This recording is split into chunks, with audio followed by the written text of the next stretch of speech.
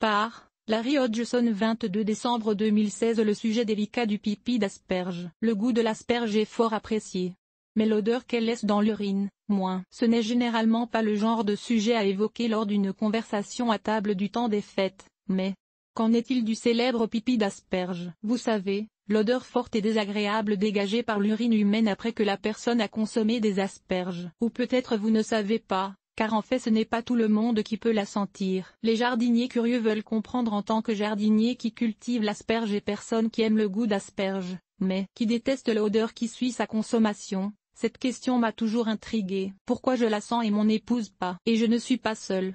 Le phénomène de l'odeur intense du pipi d'asperge attire l'attention du monde scientifique depuis fort longtemps. Le scientifique français Louis Lemery la nota dès 1702. En 1781, Benjamin Franklin écrivit qu'il cherchait des moyens pour l'éliminer. Il n'a pas eu de succès. Curieusement, on pensait jusqu'à récemment que les humains étaient divisés en deux camps. Ceux dont l'urine pue après avoir mangé des asperges et ceux dont l'urine ne pue pas. Mais cela était basé sur ce que les gens avaient déclaré au sujet de leur propre urine. Cet apparent fait scientifique, il figurait dans de nombreux traités scientifiques de jusqu'à récemment, ne tient plus la route. La vérité est que l'urine de tout humain libère des particules malodorantes après la consommation d'asperges. Même si vous ne les sentez pas. Ce n'est que dans les années 1980 que les scientifiques ont eu l'idée de faire sentir aux gens l'urine des autres plutôt que seulement la leur, et ils ont rapidement constaté alors que ceux qui peuvent sentir l'odeur de pipi d'asperge dans leur propre urine peuvent également la détecter dans l'urine des autres, et que ceux qui ne peuvent pas la détecter dans leur propre urine ne peuvent pas la sentir du tout.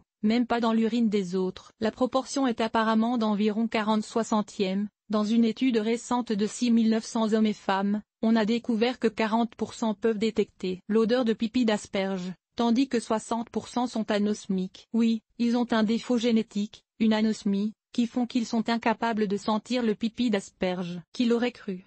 Le soufre et l'ammoniac sont la cause. L'odeur fétide du pipi d'asperge provient en grande partie de l'ammoniac et de divers composés soufrés qui sont libérés pendant la digestion. Et cela arrive très rapidement. Si vous urinez dans les 15 minutes après avoir mangé des asperges, vous la remarquerez déjà.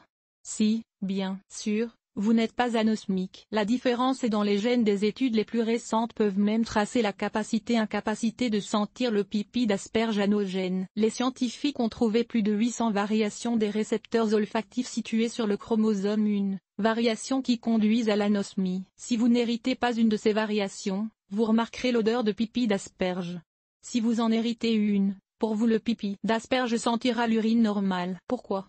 La question qui reste est: pourquoi? Quel but évolutif pourrait avoir été servi à inclure dans le génome humain des gènes permettant à certaines personnes de sentir le pipi d'asperge et pas d'autres? Est-ce que le fait d'être anosmique à l'odeur de pipi d'asperge ou non aurait pu faire la moindre différence dans la survie de la race humaine pendant son évolution? Car, très honnêtement, être anosmique ou non à l'urine d'asperge ne change à peu près rien dans notre vie de tous les jours. Jusqu'à présent, aucune explication n'a été trouvée. Mais vous pouvez parier que les urinologues partout au monde étudient assidûment la question.